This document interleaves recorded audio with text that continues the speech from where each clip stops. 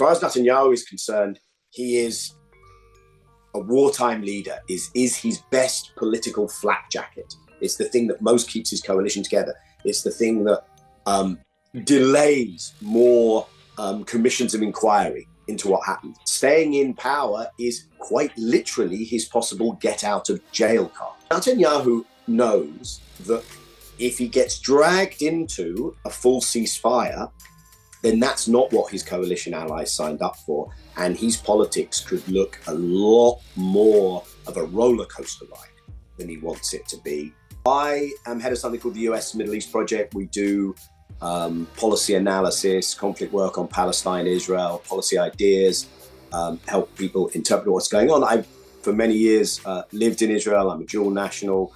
And wow, a quarter of a century ago, I was involved in the negotiations, a member of the Israeli negotiating team with the Palestinians in the Israeli Prime Minister's office. Prior to that, in other negotiations under a different Prime Minister, Rabin. And yeah, it feels like a long time to have been working in this.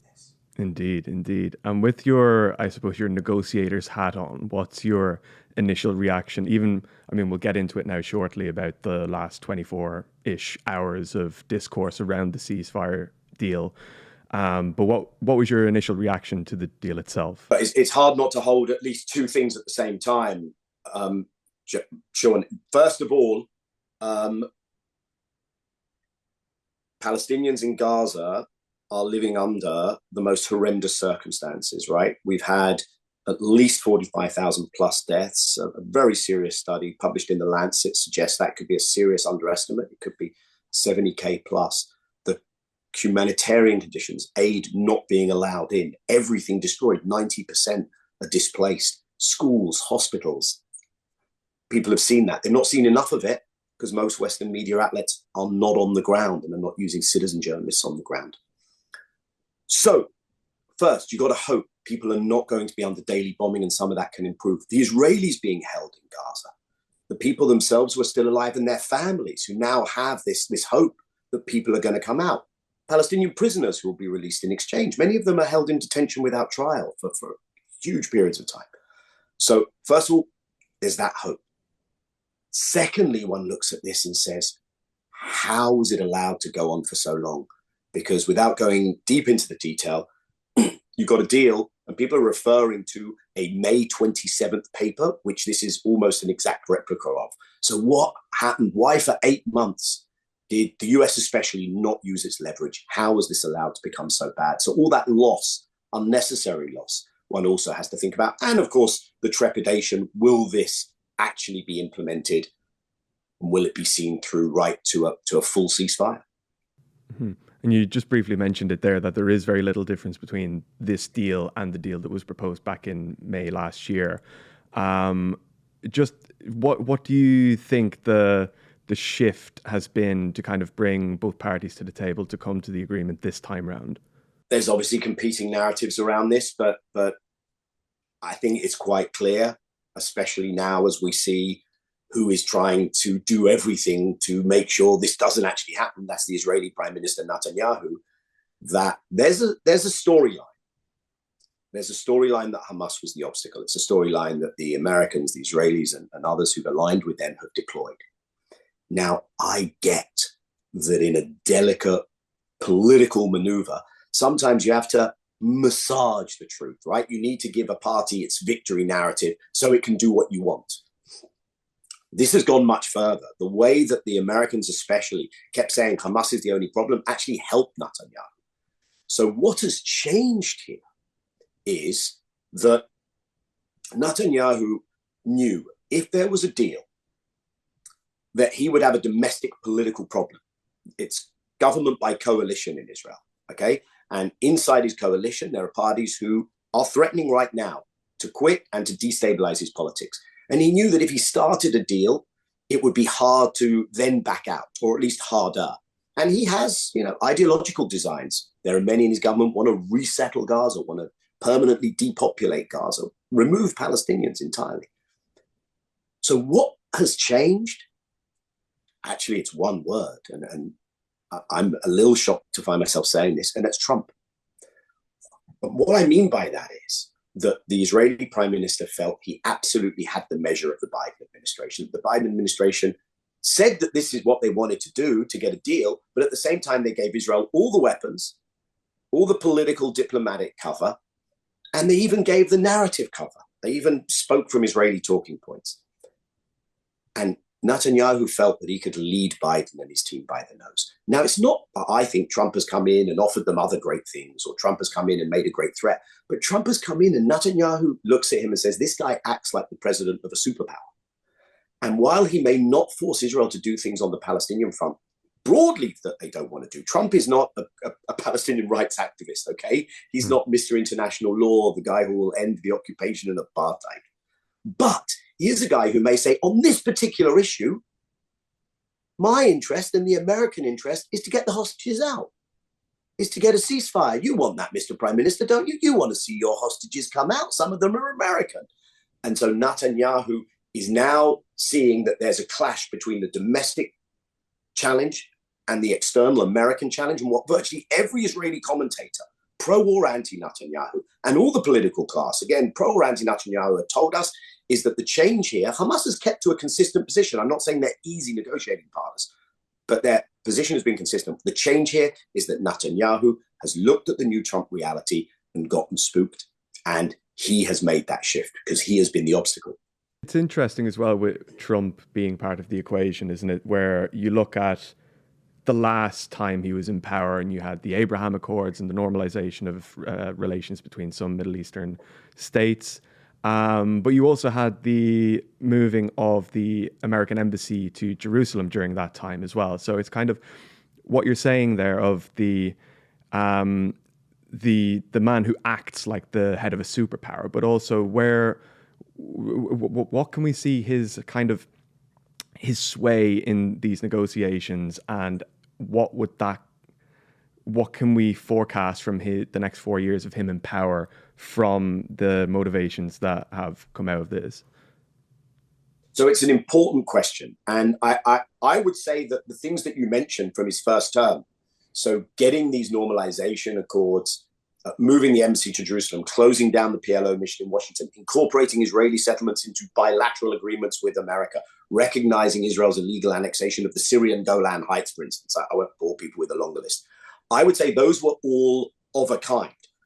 Those were all of a one.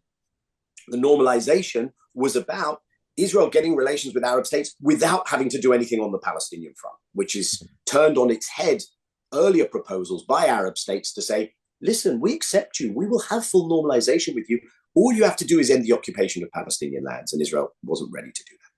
So all of that suggests that Trump, and I think this is still true, and it's certainly true of, if I can call it, the kind of Republican ecosystem.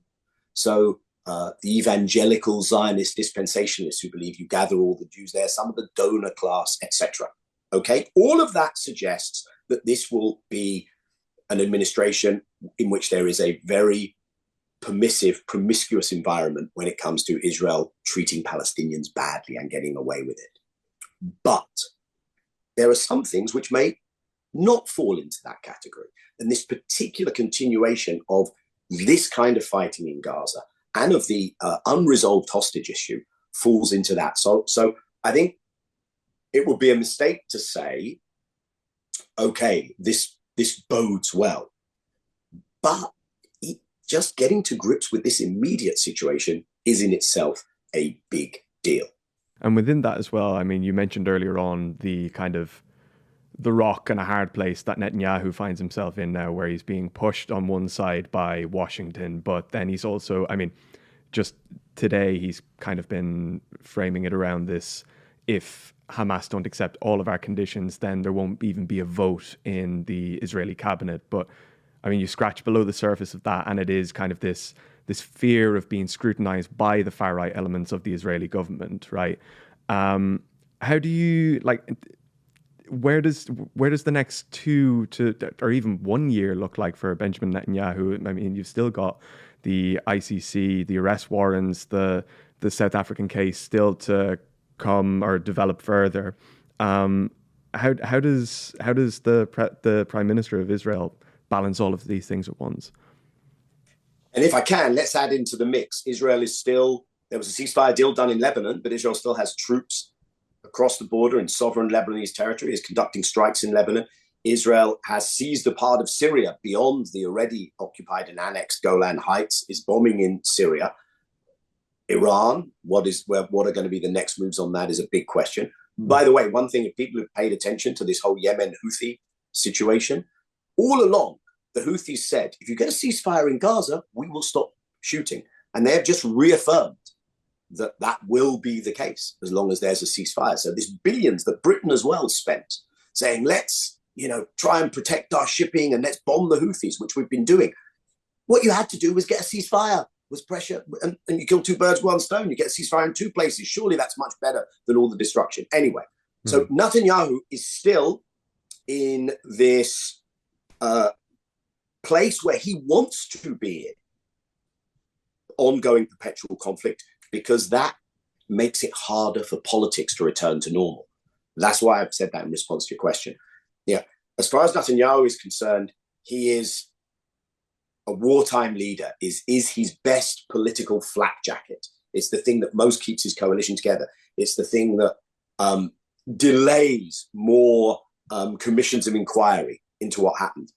Of course, Israel's still conducting operations in the West Bank, still provoking in East Jerusalem. So if you put all of those things together, Netanyahu, it's survival instinct.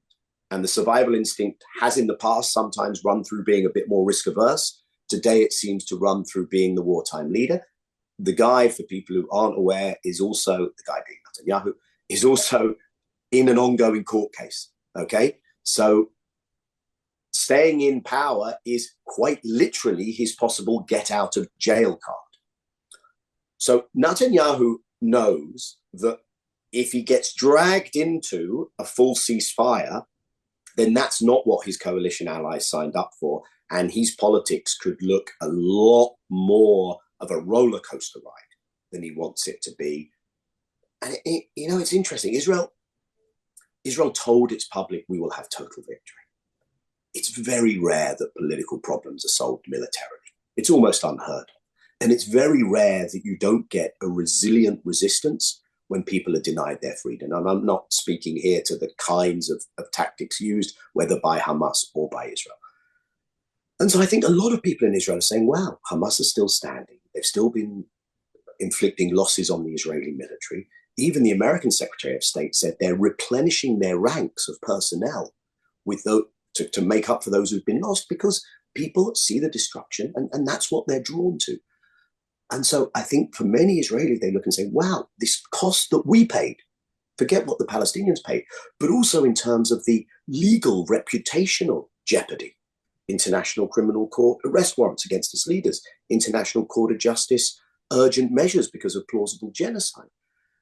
The hit that the economy has taken, the hit that, the way people look at Israel today, I think they say, it isn't that them coming round to saying, how can we treat the Palestinians better? But there is this dawning realization that this is not going well. And just finally, the Foreign Secretary of the UK, David Lammy, was giving a speech earlier on in the House of Commons on the details of the ceasefire, saying essentially that the line that came from him was that it's a new hope for the region, this ceasefire arrangement. How do you think the UK's reaction and management domestically and internationally will be remembered if a ceasefire is lasting in the region?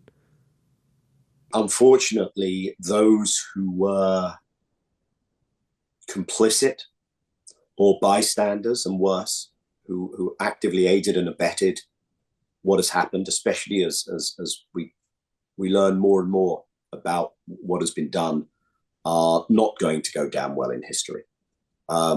Now, a new government came in here during the course of the events. That government can turn around and say, well, we resumed funding for UNRWA, which is the UN agency that provides the assistance to Palestinian refugees. They can say, we did adhere to the legal advice regarding some of the arms transfers, but they have still not owned a narrative which has leaned into the fact that things that simply cannot happen have happened here. that Israel actually needs to be held to account and that we need to turn a page in terms of how we deal with this whole situation. So I don't think, look, I think primarily that history book is going to look at the US administration, but I don't think it's going to look great here either. Yes, if we can get this deal to stick and be implemented, one can at least turn back what happened then. But, and it's a big but, anyone who thinks that you can breathe a sigh of relief if you go back to October 6th isn't paying attention. October 6th was, a pretty normal day for Israelis. October 6th was another day of occupation, of what the International Court of Justice has called an apartheid regime, of the unpredictability of a life without rights and freedoms for Palestinians under the boot of occupation. That's not what we should be going back to, and we won't be able to anyway, because Gaza is going to remain a hellscape. In many respects, it may be more dangerous if the guns fall silent and the people of Gaza see that Israel is still trying to displace them by preventing humanitarian aid going in. So the work only just begins, but it will not look different, and people should not do any kind of a victory lap if they're not willing to learn from their mistakes of the past. And crucial amongst those is you cannot treat Israel with impunity and expect it to behave differently. There needs to be accountability, and international law needs to be applied across the board.